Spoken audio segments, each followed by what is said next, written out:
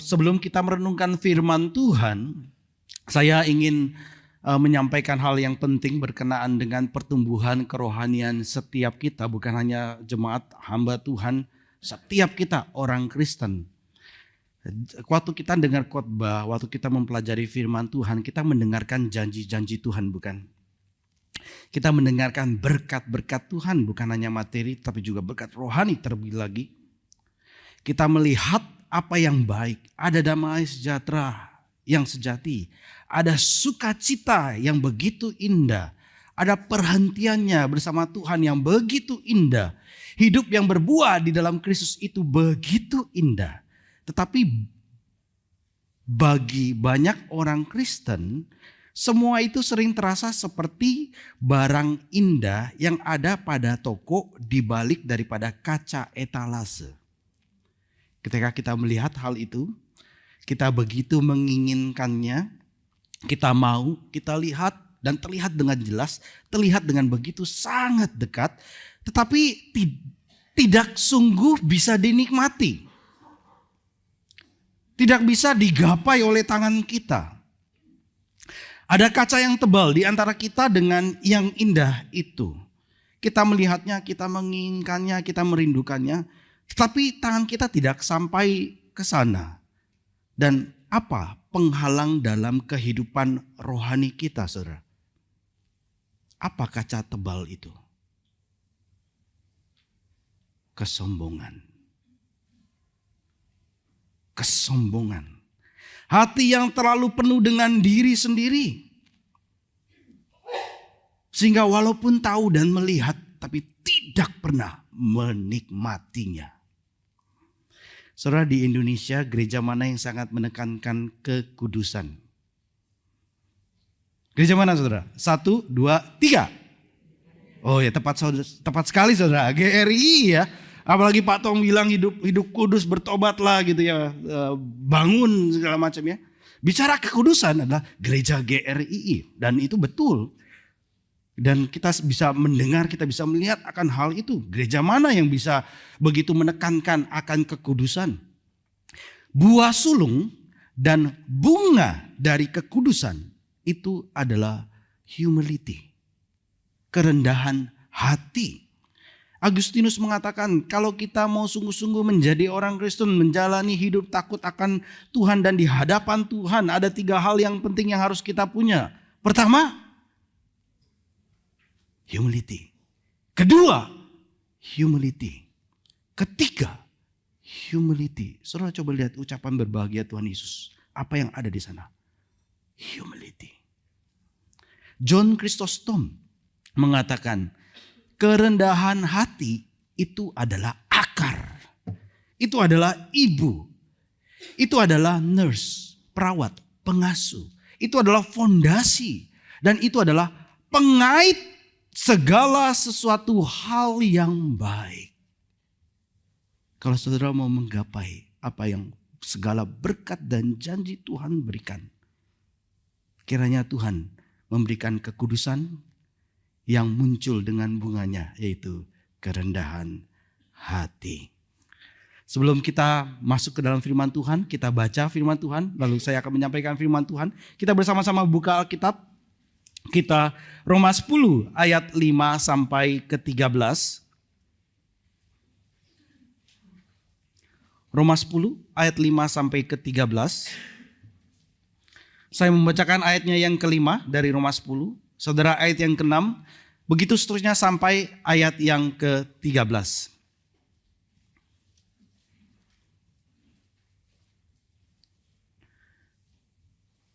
Saya terlebih dahulu dari ayat yang kelima. Sebab Musa menulis tentang kebenaran berdasarkan hukum Taurat. Orang yang melakukannya akan hidup karenanya.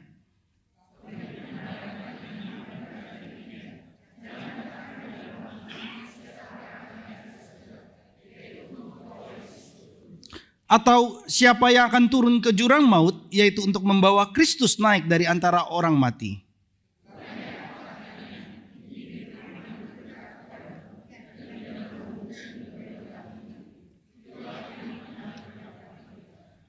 Jika engkau mengaku dengan mulutmu bahwa Yesus adalah Tuhan dan percaya dengan hatimu bahwa Allah telah membangkitkan dia dari antara orang mati, maka engkau akan diselamatkan.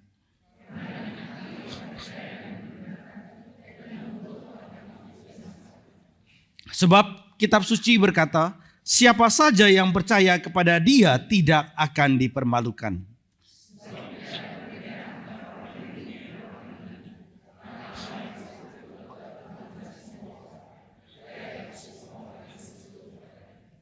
Sebab siapa saja, bersama-sama 2, 3. Sebab siapa saja yang berseru kepada nama Tuhan akan diselamatkan. Mari kita tunduk kepala, kita berdoa.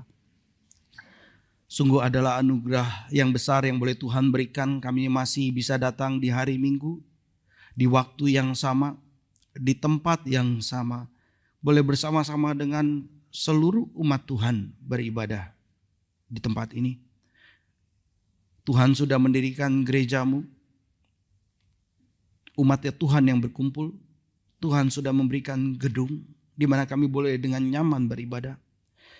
Kiranya ya Tuhan, kami tidak take it for granted atas anugerah yang boleh Tuhan berikan ini.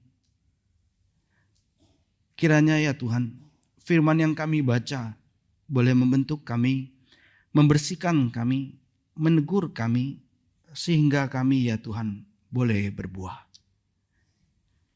Berikanlah anugerah dan belas kasihan-Mu. Di dalam nama Tuhan kami Yesus Kristus kami berdoa. Amin. Saudara, manusia selalu ingin membuktikan diri. Di sekolah, seorang anak harus membuktikan diri. Di kampus, mahasiswa membuktikan diri. Di kantor, pekerja harus membuktikan diri kepada keatasan, kepada rekan kerja, kepada manajer. Di keluarga, kita juga sering merasa harus membuktikan diri kepada pasangan, kepada anak, kepada orang tua. Dan kita ingin terlihat pantas, kita ingin terlihat kita kuat, kita sanggup, kita mampu, dan kita ingin tidak mengecewakan orang lain. Tentu saja itu baik, tapi tanpa sadar kita bawa ini semua masuk ke dalam kehidupan kerohanian kita. Kita datang kepada Tuhan bukan dengan tangan terbuka menyerah, tapi kita datang ke hadapan Tuhan, bawa itu semua ke hadapan Tuhan, bukan sebagai persembahan, tapi kita datang dengan daftar pencapaian kita. Saya sudah melayani Engkau Tuhan. Lihat, saya tidak seperti orang itu. Saya sudah setia, saya sudah ikut gereja sejak kecil, belasan, bahkan puluhan tahun. Saya sudah belajar doktrin reform lagi. Saya sudah benar-benar setia baca Alkitab. Saya orang Kristen. Saya tidak seburuk orang yang lain. Saya ada di gereja yang benar. Saudara, hal itu bisa baik. Tetapi hati berdosa bisa memakai hal-hal yang baik untuk kemudian membangun pembenaran diri. Lalu kita tidak lagi bersandar pada Kristus, kita bersandar kepada diri kita sendiri. Saudara, kalau anak saudara dikasihkan gadget, ketika kemudian saudara bilang, udah stop, apakah anak saudara akan stop? Anak saya tiga-tiganya, kalau saya bilang, nih gadget, silakan nonton 1 jam. Setelah 1 jam, walaupun itu lagi seru-serunya, mereka matikan. Kalau mereka nggak tahan, mereka akan tanya, boleh tambah waktunya? Hal yang baik ya.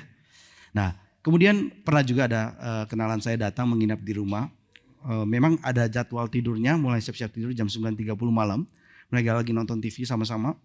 Sudah jam 9.30 lagi nonton film yang seru, kalau nggak salah Godzilla Zero waktu itu, -1 ya kalau nggak salah ya, -1 atau Zero saya lupa apa.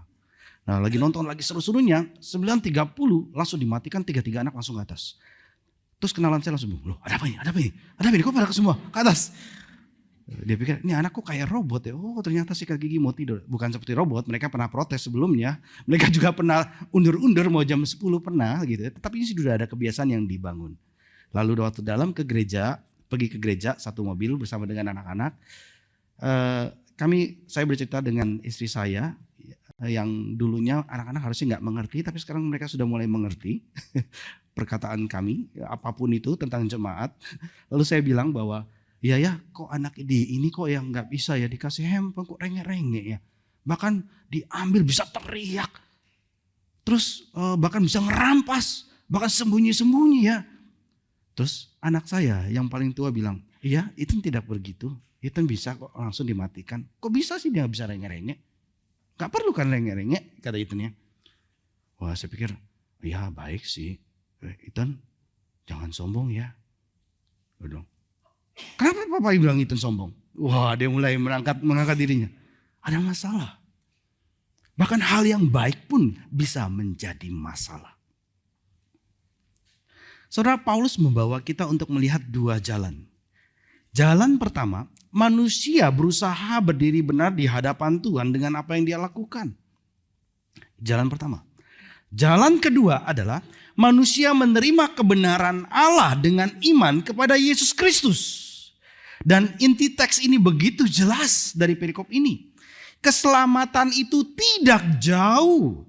Bukan karena kita berhasil naik kepada Allah. Keselamatan itu begitu dekat. Kenapa bisa dekat? Karena Allah yang datang mendekat dalam Yesus Kristus. Saudara, kita lihat ayat yang kelima yang tadi sudah kita baca. Roma 10 ayat yang kelima. Musa menulis tentang kebenaran berdasarkan hukum Taurat. Orang yang melakukannya akan hidup karenanya. Prinsipnya sangat jelas di sini, saudara. Kalau seseorang mau hidup berdasarkan hukum, maka dia harus melakukan hukum. Dia akan memperoleh hidup. Bukan sebagian saja masalahnya. Seluruh hukum. Bukan yang gampang-gampang saja. Jangan mengingini barang milik sesama, jangan mengingini milik sesamamu. Itu pun mungkin sudah sulit. Tapi mungkin bagi saudara begitu gampang. Tapi bagaimana dengan yang lain? Bukan sebagian. Bukan yang gampang. Bukan hanya waktu orang melihat kita saja. Waktu sendirian. Waktu keluar kota, keluar negeri. Sendirian. Tetapi seluruh hukum. Seluruh hati. Seluruh hidup. Hukum Allah menuntut ketaatan yang utuh. Hukum Allah itu kudus. Hukum Allah itu benar. Hukum Allah itu baik. Masalahnya bukan hukum Allah. Masalahnya adalah kita. Masalahnya adalah dosa. Dosa membuat kita gagal memenuhi hukum Allah. Hukum itu seperti cermin yang jernih, yang bersih. Kita melihatnya. Dan cermin itu tidak menciptakan kotoran di muka kita. Sehingga jangan kemudian kacanya yang dipecahkan, saudara. Masalahnya di wajah kita bukan di cerminnya. Dan cermin itu hanya menyatakan kotoran itu. Demikian juga dengan hukum Allah ketika diberikan kepada kita. Hukum membongkar apa yang ada dalam hati kita. Hukum menunjukkan bahwa dosa bukan hanya tindakan di luar saja. Dosa ada di hati. Dosa ada di keinginan. Dosa ada di kesombongan. Dosa ada di hidup yang tidak mau dipimpin oleh Allah. Bahkan dosa bisa ada di ibadah yang kelihatan baik. Padahal kebiasaan yang baik. Tetapi diam-diam mencari kemuliaan diri saya. Yang lain gak bisa. Saya sanggup. Bukankah ini ada pada orang-orang Farisi? Dan bukankah ini juga bisa ada di dalam diri kita, saudara? Tetapi berbeda dengan orang abad gereja mula-mula ketika mendengar kisah tentang pemungut cukai dan orang Farisi yang berdoa. Kita orang Kristen di sini yang beribadah pasti sudah sering mendengar kisah tentang itu. Maka yang datang kemudian, saya tanya, saudara mau jadi seperti apa? Saudara Pak mungkin gak akan jawab seperti orang Farisi. Mungkin saudara gak akan jawab seperti itu. Saudara akan bilang menjadi pemungut cukai. Ketika kita terbiasa dengan kisah yang Tuhan Yesus sampaikan ini. Masalahnya lagi itu bukanlah pilihan pemungut cukai atau orang Farisi. Permasalahan kita adalah sekarang kita pakai jubah pemungut cukai. Tetapi hati seorang Farisi. Saudara bisa nangkap. Dengan kata sopan kita. Dengan kerendahan hati kita yang pura-pura. Tapi hati kita adalah orang Farisi. Orang Kristen yang terbiasa dengan kisah ini. Kita tahu apa yang baik. Ada celah dosa masuk lagi. Dikasih tahu apa yang baik. Ada celah dosa masuk lagi. Maka kalau kita datang kepada Tuhan dengan berkata, Tuhan terimalah saya karena saya taat. Maka kita harus siap berdiri di bawah seluruh tuntutan hukum Allah. Enggak sebagian, enggak hanya yang mudah. Dan tidak ada satu manusia pun yang sanggup bertahan di sana. Tidak ada yang luput, termasuk jemaat GRII. Kalau jemaat GRI terkenal militan. Tetapi apakah militannya ini bersumber dari mana? Ini yang membedakan. Saudara, ini menegur kita. Terutama kita yang sudah lama di gereja. Kita yang biasa memakai hal-hal yang rohani dalam gereja. Pakai semua hal yang rohani bahkan yang baik untuk kemudian membangun pembenaran diri kita. Saya punya pelayanan, saya punya pengetahuan, saya punya doktrin, saya punya pengalaman, saya punya keluarga Kristen.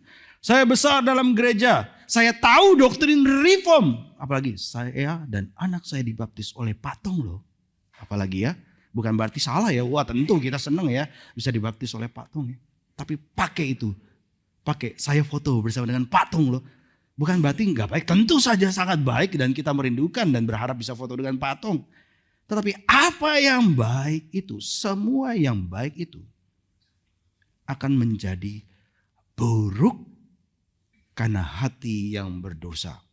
Semua itu baik kalau itu adalah buah dari anugerah. Saudara sadar itu anugerah. Itu baik kalau itu adalah buah dari anugerah.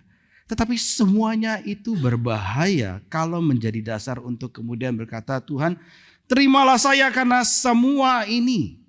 Saudara mungkin tidak berkata itu, saudara nggak ngomong seperti itu langsung kepada Tuhan. Biasanya muncul ketika saudara memperlakukan sesama. Hati kita itu kemudian terlihat ketika kita mulai merasa lebih layak daripada orang lain. Kenapa kok dia bukan saya? Lebih layak daripada orang baru. Ini orang baru datang. Loh kok jadi pengurus? Lebih layak daripada orang yang hidupnya berantakan bahkan. Lebih layak daripada orang yang belum mengerti doktrin. Dan disitulah saudara hati kita terbongkar. Buah itu tidak boleh dijadikan akar.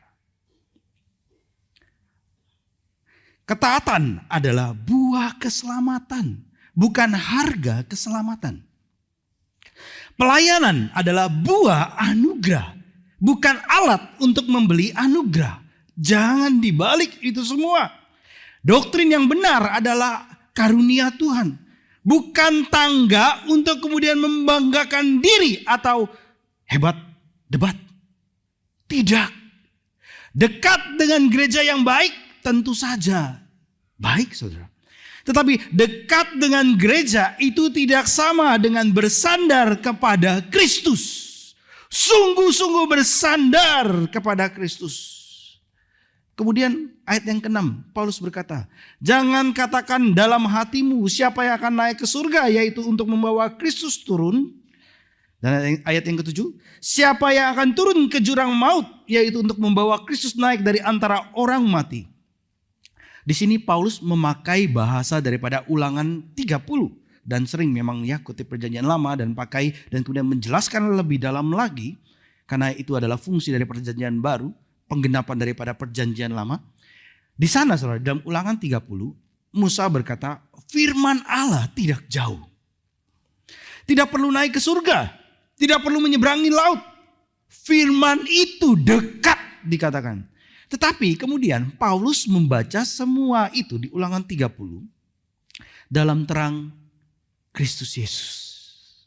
Di sini yang berbeda ya. Paulus pakai Ulangan 30 tapi dalam terang Yesus Kristus. Pusat firman Allah bukan hanya perintah Allah. Pusat firman Allah adalah Kristus sendiri. Maka Paulus berkata, jangan bicara seolah keselamatan masih jauh. Jangan bicara seolah saudara harus naik ke surga. Saudara menggapainya, berusaha mendakinya dan membawa Kristus turun. Kalau mendengar hal ini lebih mirip dengan orang yang mendirikan menara Babel, bukan? Jangan bicara seolah saudara harus turun ke jurang maut untuk kemudian masuk ke dalamnya membangkitkan Kristus. Itu pekerjaan mustahil, Paulus katakan. Tidak ada manusia yang bisa melakukannya. Tidak ada agama yang bisa membuat Allah menjadi manusia. Tidak ada moralitas yang bisa membangkitkan orang mati. Tidak ada air mata yang bisa menebus dosa. Tidak ada prestasi rohani yang bisa membuka kubur. Tetapi Injil berkata, Allah sudah mengerjakan yang mustahil itu. Allah mengutus anaknya. Allah menyerahkan anaknya. Allah membangkitkan anaknya. Kalau kita mendengar hal ini dan memang ini yang Alkitab katakan, kita sadar ini bukan karya kita. Ini karya Allah. Inkarnasi bukan hasil pencarian manusia. Kebangkitan bukan hasil kekuatan manusia yang bisa mendobrak gerbang Hades. Tuhan yang membuka, Tuhan yang menutup. Semua dari Allah, semua oleh Allah, dan semua bagi kemuliaan Allah. Dan saudara, ini menghancurkan kesombongan. Tapi ini juga sekaligus bukan hanya menghancurkan kesombongan, ini menyembuhkan kelelahan. Ketika banyak kegiatan, banyak pelayanan. Ini menyembuhkan kelelahan.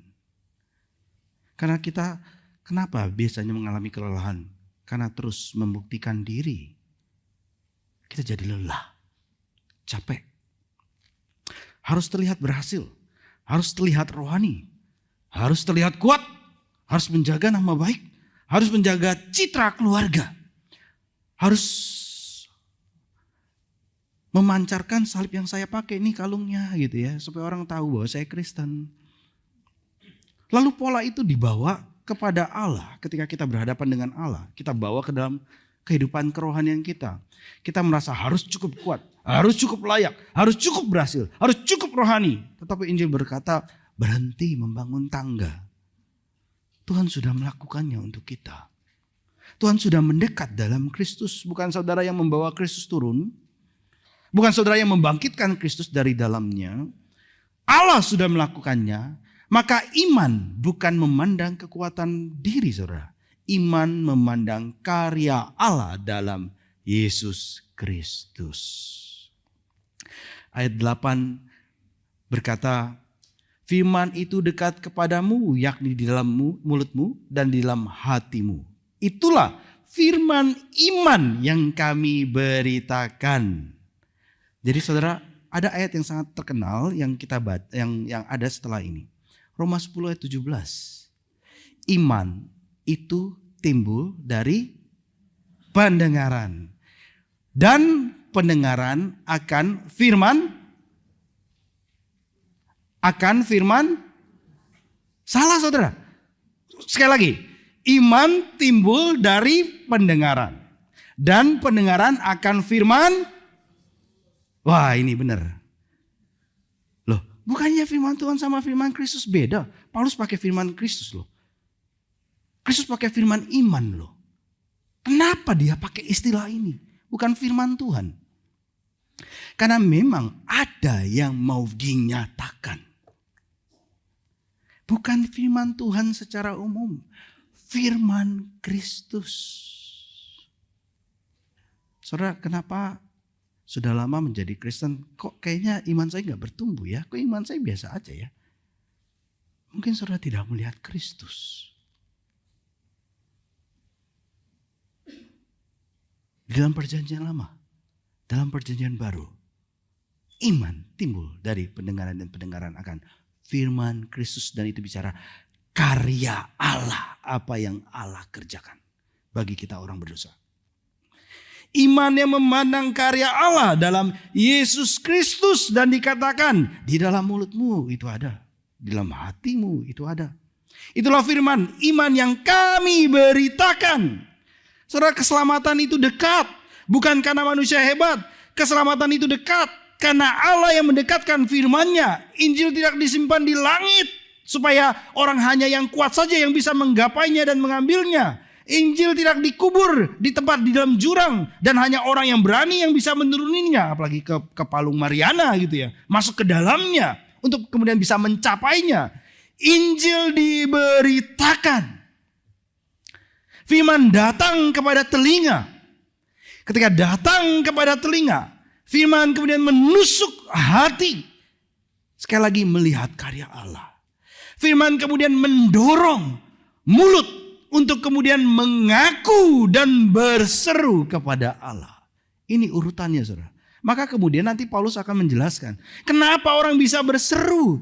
Karena orang itu percaya. Kenapa orang itu bisa percaya? Karena orang itu mendengar. Kenapa orang itu bisa mendengar? Karena ada orang yang memberitakannya. Firman datang kepada telinga, menusuk hati, mendorong mulut untuk mengaku dan berseru. Dan inilah cara Allah bekerja. Allah menyelamatkan melalui Injil yang diberitakan. Karena itu saudara, gereja tidak boleh mengganti Injil dengan motivasi diri. Jadilah versi terbaik dari dirimu, hai umat Tuhan. Bukan seperti itu saudara. Ya memang itu akan Tuhan kerjakan, plusnya akan kita berikan. Itu bukan menjadi fokus kita saudara. Hidupmu pasti berhasil. Bukan itu juga saudara firman Tuhannya. Kamu hanya perlu yang lebih positif. Bukan hanya itu. Itu apa saudara? Itu terlalu dangkal. Injil berkata lebih dalam. Saudara orang berdosa. Lebih dalam saudara. Saudara tidak sanggup membenarkan diri. Mau gak mau. Pada satu hari setiap kita akan mengalami kematian. Akibat dosa. Upah dosa ialah maut. Oh begitu jelas firman Tuhan mengatakan. Tetapi firman Tuhan bukan hanya memperlihatkan kita realita penderitaan dan kematian. Firman Tuhan juga menyatakan Kristus sudah datang. Tuhan sudah bekerja. Bukan cerita lama. Bukan hanya tulisan mati. Allah yang berpribadi. Yang menciptakan. Allah yang punya karakternya. Bukan hanya itu saja. Dia berbicara. Dia menyatakan. Dan dia terus bekerja. Kristus sudah mati. Kristus sudah bangkit. Dan percayalah kepada dia. Saudara, iman timbul dari pendengaran akan firman Kristus. Firman itu adalah sarana. Kita sering bertanya, iman itu dari mana datangnya? Ya, sarananya firman. Dan pelakunya siapa? Roh Kudus. Firman adalah sarana. Roh Kudus adalah pelakunya. Anugerah adalah sumbernya. Anugerah Allah adalah sumber. Dan Kristus adalah isi iman itu. Yang diberitakan. Yang diajarkan turun-temurun. Soalnya di Indonesia kita hidup di tengah masyarakat yang religius. Tetapi religius itu tidak sama dengan dibenarkan di hadapan Tuhan. Indonesia dikenal dengan ketuhanan yang Maha Esa. Tapi betapa mengerikannya mereka yang duduk sebagai pejabat. Seringkali mengecewakan masyarakat. Padahal di Jepang tidak ada hukum alat ketuhanan yang Maha Esa. Tapi ketika ada misalkan ada kabar dia selingkuh, ada kabar dia korupsi, saya mohon maaf, saya mengundurkan diri gitu ya. Kalau di sini, saya difitnah nih, tuntut balik. Tetap terus mempertahankan posisi. Oh ini bertolak belakang. Mana yang lebih takut akan Tuhan kayaknya ya? Walaupun dua-duanya perlu Injil, baik di sini maupun di sana, sama-sama perlu Injil. Religius itu tidak sama dengan dibenarkan di hadapan Tuhan. Dekat dengan kegiatan rohani itu tidak sama dengan hidup di dalam Kristus. Bahkan di lingkungan gereja kita bisa terbiasa dengan semua hal-hal yang rohani. Hal-hal yang dibangun. Tentu saja kebiasaan itu baik. terbiasa dengan liturgi, terbiasa dengan khotbah, terbiasa dengan kelas doktrin, tentu itu baik ya. Terbiasa dengan istilah-istilah anugerah, teologi. Tetapi hati masih bisa jauh dari anugerah. Mulut bisa bicara anugerah, tetapi hati masih kemudian membangun jasa. Ini akan dengan segera kita dapatkan dari anak-anak kita. Dan tugas daripada orang tua. Tetapi orang dewasa pun mengalami hal ini. Tahu apa itu istilah yang baik. Tapi kita tidak tahu bagaimana menikmatinya itu. Mulut berkata Kristus, tetapi hati masih mencari kemuliaan diri. Saudara, disinilah Injil harus diberitakan lagi. Bukan hanya di luar, tapi juga terus Injil diberitakan di dalam gereja. Karena bukan kita diselamatkan oleh lingkungan Kristen. Kita bukan diselamatkan oleh pengetahuan doktrin. Kita bukan diselamatkan oleh aktivitas pelayanan. Kita diselamatkan oleh Tuhan yang kepadanya orang berdosa berseru. Kemudian ayat yang 9. Paulus berkata, jika saudara mengaku dengan mulutmu bahwa Yesus adalah Tuhan. Dan percaya dengan hatimu bahwa Allah sudah membangkitkan dia dari antara orang mati, maka saudara akan diselamatkan. Paulus tidak memberi dua syarat yang terpisah, saudara. Seolah iman belum cukup, lalu harus ditambah dengan ucapan mulut. Ya, bukan terpisah, bukan begitu. Hati dan mulut itu adalah satu kesatuan. Hati percaya, maka kemudian mulut mengaku. Ini satu kesatuan. Akar dan buah. Akar ada di hati, buah muncul di mulut. Buah muncul dalam tindakan. Nanti di jam 1 juga saya akan menyampaikan berkenaan dengan hal ini. Tapi kemudian disampaikan kepada anak-anak. Kalau hati kita sungguh percaya, maka mulut kita tidak akan selamanya diam. Dan isi pengakuannya jelas. Yesus adalah Tuhan. Dan ini bukan kalimat kecil. Di dunia Romawi, kaisar disebut Tuhan. Kalau di zaman kita ya nggak ada kaitannya, ya langsung ngomong Tuhan ya Tuhan gitu ya. Tapi pada zaman itu adalah kaisar. Tuhan itu adalah kaisar. Ketika dengar kata Tuhan. Karena kaisar Romawi disebut Tuhan. Dalam hati berdosa, saudara, diri sendiri ingin menjadi Tuhan. Dalam dunia kita mungkin sudah tidak ada lagi kaisar. Sudah tidak ada yang menakuti kita. Dalam dunia kita, saudara, uang bisa menjadi Tuhan kita. Karir, kenyamanan, kesehatan, keluarga, nama baik, bahkan pelayanan bisa menjadi Tuhan kecil. Tetapi iman yang sejati berkata Yesus adalah Tuhan dan tidak ada yang lain. Dan itu melibatkan segenap hati, segenap jiwa, segenap kekuatan. Dan terpancar di dalam sesama. Yesus adalah Tuhan. Artinya hidup saya bukan milik saya lagi. Pikiran saya tunduk kepada Dia. Tubuh saya milik Dia. Uang saya milik Dia. Pekerjaan saya di bawah Dia. Keluarga saya di hadapan Dia. Kita hidup. Masa depan saya di tangan Dia. Dan Paulus menambahkan, percaya bahwa Allah membangkitkan dia dari antara orang mati. Kebangkitan menyatakan bahwa salib Kristus itu diterima oleh Allah. Dosa benar-benar ditanggung. Maut benar-benar dikalahkan. Dan Kristus benar-benar hidup. Di dalam perjanjian lama pun sudah mengatakan, Tuhan tidak akan membiarkan orang benarnya tetap di dalam kubur. Tuhan kita hidup dan memerintah. Bahkan hingga saat ini. Ada seorang filsuf dan guru retorika terkenal di Roma abad keempat. Namanya Gaius Marius Victorinus. Dia dihormati, pikirannya dikagumi. Dia orang yang begitu besar, tempatnya begitu tinggi, seorang terpelajar dan terkenal di tengah kaum terpelajar. Dan ketika dia mulai percaya kepada Kristus, tekanan yang dia terima itu tidak kecil. Orang yang semakin besar posisi dan semakin terkenal, itu tekanan yang dia terima semakin besar.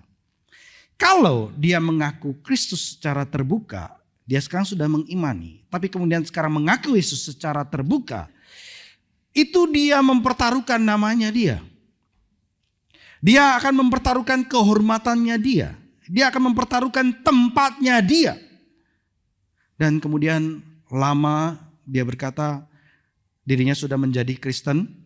Tetapi akhirnya dia sadar iman kepada Kristus itu tidak boleh terus bersembunyi di balik takut kepada manusia. Lalu dia berdiri di hadapan manusia. Dia berdiri di hadapan jemaat dan mengaku iman kepada Kristus. Dan saudara, pertobatan daripada Gaius Victorinus ini, pertobatannya dan juga bahkan pemikirannya itu memberikan pengaruh kepada Agustinus kemudian. Saudara, rasa takut yang sama ya mungkin dengan ukurannya masing-masing. Rasa takut itu kita kenal. Ada pada kita. Hati percaya tapi mulut tertahan. Ya kalau di sini mungkin masih gampang, ada lingkungan orang Kristen ya. Kalau saudara pergi ke Jepang, saudara pergi keluar. Di tengah lingkungan yang tidak ada mengenal Yesus. Hati percaya tetapi mulut tertahan. Bukan karena Injil itu kurang benar, tapi karena kita takut kepada manusia. Takut dianggap terlalu rohani, bisa. Sehingga setelah dengar khotbah, duduk makan, agak tabu kalau ngomong tentang Alkitab. Di sini enggak kayaknya. Saya pertama kali pelayanan di Jepang seperti itu. Setelah khotbah selesai makan, enggak ada yang tanya tentang firman Tuhan. Segera bicara hal yang lain asal jangan firman Tuhan. Ketika ngomong firman Tuhan dipandang kayak sok rohani gitu ya. Takut dianggap terlalu rohani. Takut dianggap terlalu sempit. Takut ditolak keluarga. Takut kehilangan muka. Saudara, kita memang harus bijaksana dan kita tidak boleh kasar. Tetapi jangan jadikan kata bijaksana sebagai nama rohani bagi ketakutan kita. Jangan. Pada waktunya iman yang benar akan mengaku Yesus adalah Tuhan.